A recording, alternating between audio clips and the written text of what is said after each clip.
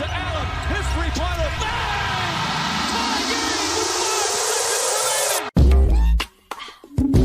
remaining. Oh yeah. We packing somebody up tonight. Hey. Come on in, take your shoes off before we close the door. Few rules, heat packing the air. We about to blow. This the basement, ain't nobody safe. You already know. Grab a seat and kick your feet before you get too comfortable. You want the X's and the O's, the trade, yes and no, friends and the foes, the butlers and the heroes. You can feel it in your soul. But when the ring is the goal, but if somebody need to go, we be sure to let you know. Going hard for my dogs is an everyday thing. Like Jimmy down the lane of 13 off the screen. Whole squad keep it tucked like number 17. Bring your takes and your memes. Going hard for the team. Going down in the basement. It's going down in the basement. Get your takes off. Get your takes off. Going down in the basement. Yeah! Welcome to the Basement Sports Network post-game show. I'm your host, Royal A. Shepherd, and I'm joined today by my guy, Anthony DiNardo. Hey, how you doing today, my boy? Man, I feel good, man. I needed that win. I needed that shit. We all needed that, my brother. We all needed that. Making his first experience in the regular season, we got the Stone Cold Killer, my boy Stone Slosh, a.k.a. the Genius. Stone, how you feeling today, my boy? Hey, bro. This is the first Miami Heat basketball game. I didn't gambling money on this basketball season, so today's been a great day. Great day. For sure. And ladies and gentlemen, of course, y'all know I always got to keep one on with me. We got the Cain, got a calculator. My boy TJ in this bitch, my boy, how you doing today? Hey man. We feeling good today. It got a little wild at the end. I ain't gonna lie to you. We're gonna talk about it, but I'm glad we here. I'm glad there's something in the win column. It was looking real scarce. Don't want to be like the 76ers. But other than that, we good. Nah, for sure. We sorry, Max. We sorry. You ain't got to wait till we got you. We sorry, Max. We saw it. They say the G's look high as fuck. Hey, man, my brother does not partake in such things. He does not partake in the devil's lettuce. So y'all go ahead and y'all keep that over there. Yeah. So let's get to it. The Heat got a 112-109 victory over the Toronto Raptors this evening. They're going to see them again on Monday. Second night of a back-to-back for both teams. So dead legs everywhere. But in all honesty, this was absolutely Miami's best game of the season. In the short season so far, third game, best game of the season. Excuse me. I think they looked a lot closer to what they envisioned this team should be tonight. So tonight was an embodiment of how they expect to win games. A little bit of everybody doing it. You didn't get one of your stars was off tonight. In this case, it was Bam. But you got other guys step up, particularly Kyle Lowry with 17. You know, but we saw a lot of things tonight. And we're gonna start with you tonight, bro. Give me your thoughts on the game. Man, there's nothing more annoying though than a third quarter, and they 3 for 3 on those things this year, man. But listen, I feel good. I mean, it's a long regular season, so you got to take wins where you can get them. I'm not so mad that Toronto came back. I mean, you see that in the NBA 9 times out of 10. No lead is safe, whether you're up 10 or 20. The other team always makes a run. Most important thing is that you hold on to the lead. And it never really got closer than 7 until close to the very at the end there when Tyler had that jump ball there. But listen, teams go on runs. They never gave the lead back up to Toronto. So I'm glad they were able to hold on. And you finally saw them come out from the jump and say, we can't go 0-3. We got to go try hard. And when they did go try hard, they played very, very well. And it was nice to see really nobody was terrible tonight. Even Bam wasn't aggressive, but I mean, he was fine. But like I told y'all, I didn't expect him to be a scorer like he's been saying for 3 years now. But overall, everyone played really well. My dog, Max Strus, he balled out too. So I'm happy with it. No, I fucks with it. Max ended up second on the team in scoring with 20 points. They said they tackled crazy. Oh, y'all must be talking about Caleb the Hitman Martin out here. Sign that boy to the Supermax. Hell is wrong with you? Y'all see my name. Caleb got hands, but Caleb Martin stand down there. Listen, for sure. Want to thank my guy Prop by Pack TV for the $5 dono. Cain Gang, basement boy, for sure. He said Caleb channeled his inner UD. We needed that. LMAO. Shout out to the Heat culture fight back. Literally, he said, "Le boy feeling better. We feeling a little bit better. Feeling a little bit better." Want to thank my guy Jason Adebayo for the 199. Don't know. He said Bam basically the same player as last season.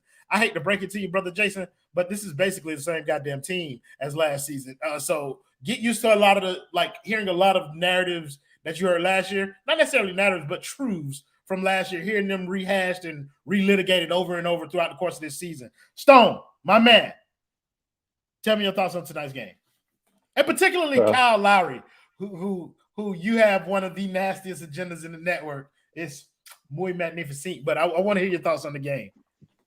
Like, I don't think I've ever done this in my life before, and I'm about to do it. And I'm about to make a plus-minus argument. I think plus-minus is the worst stat that there possibly is. But we're talking about what we would consider a good night for him, where he has 17 points. But we're talking about -7 in the plus-minus. So what's happening where he's on the court and he's scoring well, but the team's going down 7 points? Does that mean he is just fucking completely useless on defense?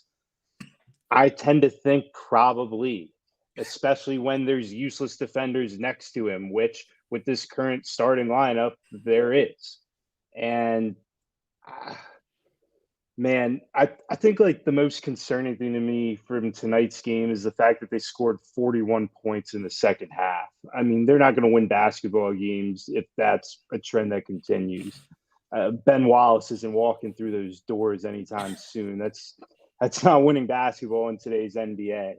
And we were talking a little bit before we hopped on air that we don't think, too fondly about this Raptors team as like a really strong bench, like as something to feel great about. Like, we beat the Raptors. Like, no, that is the benchmark. Like, and we barely beat them by 3 points. So what that kind of said to us is we're on par with what we expected, and we're well below par with what the team claimed to have expected. That's a really interesting point, though, because I mean, it kind of encapsulates some of the identity of what this network is about, anyway. And it's kind of like there's a general perception of what this team is, and most times we tend to counter that with a bar that's a little bit lower. So you're absolutely correct. I don't think that Toronto is this great team. I do, however, think that this win should be celebrated because it's the first goddamn one, and I'm not going to let you rain on my parade today, Stone. Try as you may, my guy. Cain TJ, I heard somebody ask you about that Brit last time we was on him, man. That thing doing some numbers now that the Heat now finally secured them a dub in that column, my boy. Amen. Brick talk. Brick talk. The brick is staying the same. We're not moved by this. It's game 3. I regret to inform you. I hope y'all wasn't expecting anything different. We're not moved at all. As far as the game goes, offensively, it was fine. Some of the lineups that Spo threw out it was garbage, bro. There was a Gabe, Duncan, Strus, Caleb Martin, and Bam lineup, and oh my God, it was hideous. The defense is awful. I mean, if it takes one dude to get past his assignment and they're rotating every single time, it's a lot of questions with these teams. But we talked about this before. We've said it all season. We were like last season. It's the same issues. The defense is bad. You got guys who can't defend at the point of attack. You got Caleb Martin playing the floor, but he's primarily a point of attack defender, but he's miscast defensively, so he got to play up a little bit. As far as the offense goes, shout out to Kyle Lowry. He did things. If you're just this, that's all we need. Tyler Herro was good in the first half, and then the second half happened. Don't know where he went. Bam Adebayo, didn't see him all game. I know he was out there. I remember like seeing his jersey on the court. I just didn't see him do a damn thing. Jimmy Butler is still Jimmy Butler. It's just, bro, it's the same thing. It's the same thing over and over again. The only thing that changes is the wins and the losses, bro. For real. So it kind of felt like a lot of this game kind of felt like some of those playoff games from last year where it was pretty much Jimmy carrying like the whole time. But I think you brought up something, and we don't usually do this, but I want to talk about Spo a little bit because Spo has done some things this season that a lot of people have questioned. The defense is not on point.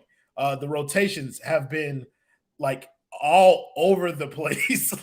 and that's something that's kind of been concerning because in some people's eyes, that's been some of the things that's been costing us some of these leads. So Ed, I'm gonna throw this to you, bro. Do you have any criticism for Spo tonight? Like in particular, did he do something that kind of left you scratching your head, or did you think he was, Spo as usual, business as usual? Well, he keeps trying those Duncan Strus minutes, which I don't really like a lot, even though Duncan played relatively well tonight. But again, it's because of the defense. I mean, Strus, he was pretty great on defense tonight, and he's been a lot better at that ever since like the second half of last year. But I certainly don't think the defense is on Spo. I mean, Tuan was saying it. They just got a few guys on this team that are complete non-factors on defense, like Tyler, like Duncan. So I don't think that part is on Spo. I wish he'd do a better job of, moving the minutes around so you don't have them on the court at the same time, because we did see it. But the one thing I did like from Spo is finally in the fourth quarter, he didn't wait 10 minutes to put in either Lowry or Tyler or Bam. He had Bam in there with about 9 minutes to go. And I think that's where he messed up big time in the last game versus Boston. You can't go – there's no reason when you have three guys like Bam, Tyler, and Jimmy, there's no reason you should go a single second without one of them on the court. So I think he messed up with that last game, and I was glad to see that he kind of fixed that today. The only other thing I would say about Spo is if we do miss some time with Caleb Martin, there's no reason Nikola Jovic shouldn't get minutes. At least give the man 5 minutes just to see, and I think you'll be able to tell pretty early whether he's ass, or let me not even say ass, whether he's a 19-year-old and he plays like it, or give the man some run. So I'll be looking forward to that next game. So I think the problem with the Jovic thing is that this is 3 games into the season and he is still a kid. Like it's like I think we need to keep that in context. We saw flashes in preseason, but there's don't keep it in context. I don't care about Dewayne Dedmon is getting minutes. He's the worst basketball player I've ever seen. There's nothing he does well, bro. He can't. I don't even want to go on a rant. I'd rather see Nikola Jovic make all the mistakes in the world and figure it out, getting those live bullets versus seeing Dewayne Dedmon again. I'm so sorry. I think the way that you should look at this is that Dewayne Dedmon is center number 3. Center number 2 is hurt. That's the reason Dewayne Dedmon is playing, because when Yurt gets healthy, Yurt is going to be playing those Dedmon minutes. Dedmon won't be seeing the court. So I don't think like people should go into this thinking like the kid is better than Dedmon. Yeah, he's better than Dedmon. Anybody, Dedmon's fucking Dedmon. You know what I mean? Like, but he better than Yurt too. Who? Jovic. Sure, but Yurt ain't as bad as Dedmon. And at least if you play Yurt, then you don't have to feel like Spo's hand is being forced to playing somebody before they're ready. And that's what you want to try and avoid. Is that give Cain some minutes? No, none of them. None of the two-way jits. None of them get minutes. What's up, Pelicans? Pelicans came and said, "What's up, Miami Heat fans? How do y'all like the Pelicans that took down the Brooklyn Nets for you all in the Charlotte Hornets?"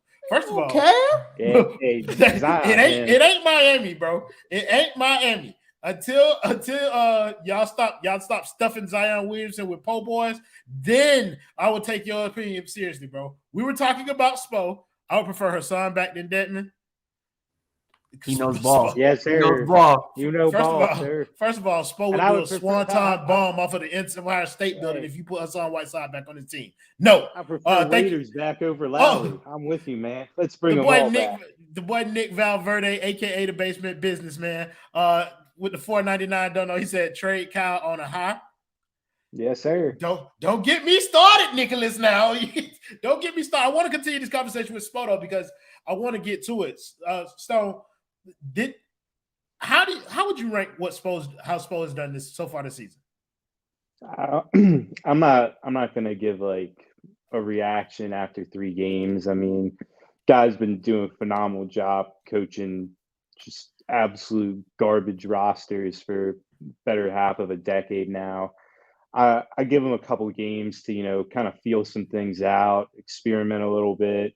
Like you said, we got some guys that are dealing with some health issues. Maybe them coming back kind of augments some issues. Maybe guys getting hurt and creating opportunities for guys that we're less sure about will help it. But I'm confident that this team can at least get performances like they got tonight on a pretty consistent basis. I'm not expecting the really bad performance that they had to open the season and, I get whatever you want to call last night's effort. I think that they can be this kind of team that's pesky for the entirety of the game, kind of like those teams that had Justice Winslow and Josh Richardson on them, but, with a guy that can actually close the games with like a Jimmy Butler or a Tyler Herro. So I think that this team can be about the 6th seed. And I think Spo will get them there. That's what my main point is, getting back to Spo. I think that he will be the reason that they get there. Yeah, so when you're talking about people who could close the game, I'm not going to let you put Tyler Herro in there. That is a nasty white man agenda, and we will not have it on this show. Tyler Herro disappeared in the second half of this game, and you talk about this motherfucker closing games. Like, I don't want to shit on Herro. That's not what I'm here to do, bro. I'm here to have a good time because I should have said in theory. I'm sorry. I should have said in theory. I should have said that makes it a whole lot. But in its entirety, like this game to me, and I think you're absolutely right. I think we can get this level of performance more consistently than not. TJ, I want you to wrap us up on the Spo conversation. How do you feel like he did tonight, and how do you feel like he's been doing overall in this season? It's just my main thing with Spo is if you're gonna play these ugly lineups with Strus and Duncan on the court at the same time and not having a lot of Kyle Lowry running the bench units, if you're gonna have that, first of all, let me throw out the caveat. I get a lot of this is because Vic's hurt, so he kind of just like putting stuff together. He doesn't have all the pieces. Get Spo some talent, just get Spo some talent, but he's kind of got to do with what he got. It's just if you're going to have those type of lineups, you got to get some more movement in the offense. I'm tired of seeing like Max Strus having to run pick and roll with like Dewayne Dedmon. Like, get that off my screen. I don't want to see that. Just get some more movement going, get some flow, run multiple screens, just send shooters all over the place. I don't care. Get something because it's too much standing still, looking, hoping and praying, waiting for guys to move and cut and just pray somebody gets open. It's too much of that. Too much of guys having to take contested shots, doing those ugly lineups. So that's my only criticism against Spo. Get some more movement, get some more flow into the offense when you got those bench heavy lineups. But other than that, Spo has been fine. He got a tough hand to deal. Like, what else he gonna do? Who else he gonna play? You ain't gonna throw out Jovic. You can't play Cain. It's like, what else he gonna do, bro? Bless you, Stone. Next time you gotta sneeze, just mute yourself. Yeah, my fault. Disgusting, spreading germs on the stream. I think my criticism of Spo tonight, and it's not one that I customarily share, but it's an old one, is that sometimes Spo can be a little rigid and like in his ability to adjust and like kind of just go with the flow of the game. Sometimes he's kind of hell bent on sticking to a rotation, and I felt like that was the case tonight when Lowry had to go out early because he had some blood on his fingers. He put Gabe in there. Gabe started cooking, and as soon as he was able to put Lowry back in, he took Gabe out while he was cooking. And that to me, it just kind of like, it's like, I get it, Spo. I get it. You want to make sure that your shit is on schedule. But that to me is kind of like a pulse of the moment type thing. And I want to see him just kind of like, get some of that. So we want to thank our guy Matthew Presti for the $1.99 dono. He said trade Kyle, Duncan, Highsmith, and Dead for Jay and Turner. Jay who? Crowder. And Miles Turner? Bruh, who? First of all, don't nobody want that poo-poo platter of players, bro. Like, don't nobody want that. Yeah, we got to stop just throwing it. I mean, trades are trades, bro. Anything's possible. But, my God, we always throwing out some garbage and expect people to give us, like, Miles Turner and Jay Crowder. Like, bro, don't worry, bro. When we create our trade narrative, bro, we'll put it out here on the stream. You run with that. Like, yes. we'll tell you who we want y'all to trade for. We'll deal with that. Let's get to some of these individual performances. I do want to talk about Bam tonight because you surprisingly, Ant, you have been one of the most critical people of Bam on this network. That wasn't something I was expecting going into the season. But it's just the way that you've kind of viewed his game, and you're tired of the I'm going to be more aggressive shit. And tonight was one of the prime examples of why there are people who think like you. What do you make of Bam's game tonight? Yeah, so Bam was 4-6, and I remember I said in one of the preseason things we did after he had that good game, and I said, I'll believe it when I see it. And a lot of people got, not just on the show, but just other people I know that got on me for that. They said, give him some credit. I said, no. I said, I'm tired of this man. And this is him putting this on himself. 2 years ago, he was at that Heat camp and they asked him about it. He said, I want to be a flat out scorer. He said, I want to start shooting threes a game. He even had that bet with Jimmy where every game. He lied to children, Anthony. Oh, 100%. And then that whole bet with Jimmy about he'd take a 3 a game, that just completely disappeared. So he's putting these expectations on himself. I mean, you can go out there all you want and say everyone, you know, the media is saying he needs to shoot threes, he needs to do this, but he called himself a flat out scorer. The man took 6 shots tonight. And it's frustrating because we all know he has the potential to do so much more. That's why I'm specifically hard on him. Is if I thought he sucked, I honestly wouldn't care. Like, I think Duncan Robinson sucks. I haven't talked about him much in 3 podcasts because I don't expect nothing from him. But Bam, he has all the tools with his athleticism, and his jump shot form is beautiful. We saw him do that last game. The man took like 4 or 5 mid-range jump shots. Today, I can't think of a single one, at least where he got the ball, he set himself, he took his time, did a little jab, and went up. 6 shots a game is something that should never, ever happen from him. And I understand this team has some other offensive threats, but he got the money. It's time for him to step up and take at least 15 shots a game. If you're going to take under 15, I need to see that maybe once every couple months. That's it. There's no reason he should be taking 6 shots a night. But I do want to say, though, it's not all about the numbers with him. His defense is always incredible, as always. He's obviously a good playmaker. I mean, he has too many turnovers, but again, that's because he's shown no offensive improvement in the offseason. He still gets too sloppy, has no post-up game, but he does provide a lot of things, so I don't want to come off like a complete hater, but I'm just tired of him talking like he's some offensive threat now when he's not. No, I feel you. I think something along those lines is kind of like, if you're going to take 6 shots, then I need 9 free throws. Like, and tonight we got 2 free throws from Bam and 6 shots. Like, that's not the aggressive. Like, that's not going to cut it. Like, and against better team. Like, if Bam is better, we're a better team. So on and so forth. Like, I don't want to belabor the point on Bam. Heather, thank you for the $1.99 dono. She said Caleb got that dog in him. Listen, folks, that was my favorite part of the game, personally. Let's talk about Caleb. You feel me? Like, he can't play the 4 worth of shit, but that boy got hands. Stone, let's come to you, bro. Like, how have you felt about Caleb Martin's game so far in terms of him being the 4? Like, how's that kind of looked in your eyes? Completely as I've expected. I mean, like, Scotty Barnes drove to the rack on him pretty effortlessly, but when he's not completely, you know, outmatched because just some completely unfair size advantage, yes, he sure is. He's less than that, perhaps. Don't start your shit, Stone. He took the 3rd least amount of shots on the team tonight. He played 36 minutes. Are you kidding me? Oh my goodness! Caleb Martin, Stone. Caleb Martin, man. But like, he gives me great moments, man. He plays with so much energy. Like, there's a lot of things to like about Caleb Martin. He's just not a 4.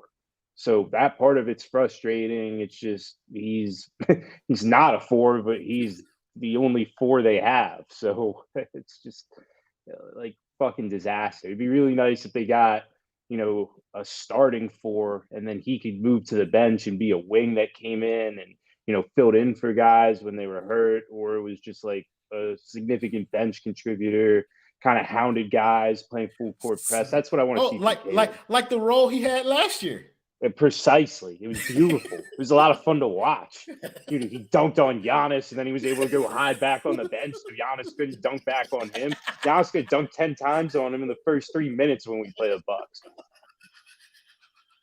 That's true. I'm not gonna lie. That is true. Like, Giannis could dunk on that boy 3 straight times. I don't want to spend too much time on any like one player in particular. So TJ, I'm gonna throw you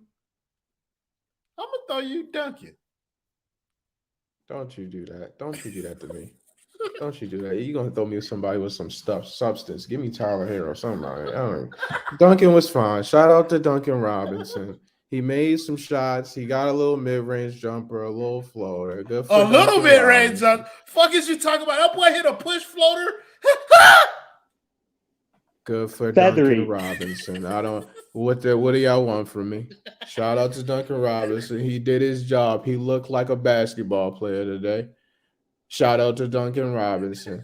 He's also stealing money on my roster, so I don't care about none of this. I'm just counting the days until he's gone. But shout out to Duncan Robinson. He looked playable. I'll give you another one since I did Thank like you. that. Thank you. I'll give you his twin brother Max Strus, because boy actually hooped today. Max was him off of that bench today, and we needed every bit of it. Because he was carrying the offense for a bit too. So I want you to talk about Max a little bit, and I'll give you everybody a chance to get on him. Max Strus, bro. He's like the most random, he's like a random firecracker, bro. It comes out of nowhere. The first 3 minutes that he's in, you won't get nothing from him. And then all of a sudden, bro will just hit 2 threes, get a stop, come down on the other end, dunk, boom, I'm gonna take somebody off the dribble, get a layup. I'm shooting free throws. Where's this guy? Bro, play him with Jimmy Butler at all times. For some reason, he get +2 everything when he's out there with Jimmy. He just start performing a whole lot better. He get next to Duncan Robinson and Caleb Martin, all it don't. But he get out there with Jimmy, he be cooking. So yeah, whatever Max Strus we get when he next to Jimmy, give me that all the time. Be that guy all the time, and I'm cool with that. But Strus was cooking tonight, man. Shout out to my dog Strus. Even though we call Strus kind of like the Duncan clone, one of the things that we talked about last year that still applies is that at DePaul, Strus was the guy. So Strus has been in positions where he has been the guy, so it's more natural for him to do things like this. It's more natural for him he's more comfortable taking people off the dribble or trying to make something happen for himself, as opposed to Duncan, who has always been a role player, and he just became a super role player in Miami because Spo and Bam force-fed him shots. We're not going to get into that. Want to thank my girl Heather for the $4.99 dono. She said, I ain't said nothing. Oh, go ahead. I'm sorry, Aunt. She said, I ain't said nothing about a 4. I said he got that dog in him. We said we agree, Heather. But it's our job on this show not to talk about that dog in him. It's to talk about those basketball skills that are lacking in him. That is what is our job to talk about, Heather. Heather G. Klein. Don't come on here sassing me now. You know I don't tolerate that kind of stuff. And I want you to talk about Max Strus a little bit, bro. Man, y'all know Max Strus is my guy. I'm not going to do the Strus Daddy alerts. I'll say that from my show Witness Weeklies. Episode 4 drops this Thursday. But listen, man. What's that reaction for? You call that man Strus Daddy? Bro, yeah. Do y'all they got a whole video for it. See, that's the Strus Daddy. Bro, they got a whole thing, bro. Say what you want. That shit has taken over Heat Twitter over the last season, man. I'm telling you. Listen, women love a man with confidence. Shit, so do I. The way that man goes out there and just jacks that ball. I'm telling you. Yo, bro. Someone throwing a pause. Are you about to do a Manscaped ad? Like, women love a man with confidence. So be confident. So do I. What the fuck? Bro, yo, look. See, there they go. Bro. It's taking over Heat Twitter, even though y'all know Will. Anyways, listen, a dude with confidence, bro, especially a shooter, that's the type of dude that I love on my team, man. I always said if Duncan had half the confidence that Strus had, he'd be easily one of the best shooters in the league. That's why Strus, I know he played the whole fourth quarter versus Boston. I think he did the same today. And Spo has the ultimate trust in him because of his confidence. Like, no matter if he's missed 10 shots, I still believe the next one's going in. And he's shown that to us. Even in the playoffs last year versus Boston, he was pretty terrible. And then that one game when Jimmy went out, he hit some huge shots that game and was able to help them get a win. So his confidence is huge. You can tell that Spo has trust in him because of that. And he will always be there to hit the big shot. Or when Toronto was going on a run, hit the back-to-back threes. And he can really score from everywhere too. So he's not just a shooter. So I know that's important to point out too. But listen, I really, really do. I really am a big fan of him. I really am. He's going to be huge for this team as a role player. No, for sure. I think so too. And I think to TJ's point, like, yes, he does play better next to Jimmy. He does get like a certain additional things to him. And I think that's kind of going to be what Vic's role is going to be for him, because if we have anybody who can replicate Jimmy's skill set, theoretically, it's like Victor Oladipo. Where the fuck is he? Anybody? Y'all don't want me to say. with the meat on his leg hanging on with dental floss. If it don't fall off the bone, it's free. Listen, bro. Like, what is this, man? Bro, look, this is a good night, ladies and gentlemen. It's our first win. Let's talk about good, happy fact. Let's talk about Kyle Lowry. You brought him up. Yeah. Hey, bro, listen, I'm sorry. I tend to do that. I tend to break up stuff and then not want to talk about it no more because I don't want to be negative. But Vic is not playing, and this is like who owed Lowry an apology? You got me. I'm not apologizing to Kyle Lowry for shooting. You don't need an apology. I'm not doing that shit either. Don't worry, Royal. Yeah. Yeah. Oh, come on, bro. Like everybody know I'm not going to apologize to nobody. He owes himself an apology. He's been embarrassing himself. Oh my God. I was about to say, no, Stone, you wait. TJ, talk about Kyle Lowry tonight because Stone not going to do it properly. Kyle Lowry, this is all I need from you, brother. I didn't see one hit ahead pass, my dog. I ain't see one hit ahead pass tonight. I saw some complaining. I barely saw flopping, but Kyle Lowry just take and make threes. I don't care about nothing else. You're getting them off the catch and shoot. You're taking your little pull-ups. You might get 2-3 drives to the rim. Cool. That's all. I don't even care about the defense. The boy was terrible per usual. Just give me that on offense, and I'll have nothing bad to say about Kyle Lowry. He don't need to be averaging 20 or nothing like that. Give me something between 13 and 17 a game, doing exactly the things that you were doing tonight, I'm cool. I have nothing bad to say about the man. And I think that's the same sentiment that I have, bro. Like, I've never wanted Kyle Lowry to be spectacular. I need you to be solid, brother. Like, if you can be solid, then we good. Like, even last game, I didn't have a problem with Kyle Lowry. He looked like he gave a shit last game. He looked like he gave a shit this game. And if you go play like this, my brother, thank you. Thank you. That is what we need. Where were you on Kyle Lowry's game tonight? Yeah, I mean, Twan pretty much said it perfectly, man. That's what can separate him from wanting Westbrook, because I started to lean that side that I would do that trade, but Westbrook is not making threes. If Lowry can take 4 threes a game and hit maybe 2 of them, well, obviously that's 50%, but maybe 2 or 5 a night, that's all you need from him on offense. Don't try to kill no one with the outlet passes and make your layups. He did miss an open layup today, like first possession of the game. First possession of the game, he got a steal and then blew a fucking layup. And then he tried to kill fucking Jimmy Butler. I'm sorry. I ain't going on a lob, bro. Did y'all see that stupid ass lob? It was somebody standing. No, Jimmy got to make that one. Jimmy got to make that one. Jimmy got to make what? It's a man standing right underneath him when he threw the goddamn thing. That boy Ant want to cook that man Jimmy ankles. We ain't doing that on this program. We're not doing it. Man. He was right at the rim. He was right there. Bro. Yeah, with a man standing underneath him. But Matthew Presti, listen, bro, even though you only gave us $1.99, this comment means more to me than a lot of them. He said, salute to the basement for making his own thing. Brother, we appreciate you, man. Like, and everybody who's joining us, we appreciate all of y'all. But make sure y'all leave us a like. Make sure y'all subscribe to our network. We're still trying to grow. We're still trying to build, and we need y'all to help us do that. So leave a like on this video. Leave us a comment below after the stream. Let us know what y'all think. Even though we don't really care. Like, I'm just gonna be honest with you. You can tell me what you think about me all you want to. I do not give a fuck. But I'm sorry, Ant, were you done talking about Lowry before we start to shit on him real quick? Nah, I'm with Twan on everything. I mean, he played good, but I need to see more before I give him an apology. But I'm not giving him an apology. I don't give a fuck if he becomes an all-star this year again. I do not care. I'm not apologizing to him. Like, no, apologize to me. I'm with that shit. Apologize to me. Tell me you sorry. Justin throwing himself in here. What's up, Justin, man? We know you want to be on camera, but you're not on camera. Stone, my boy.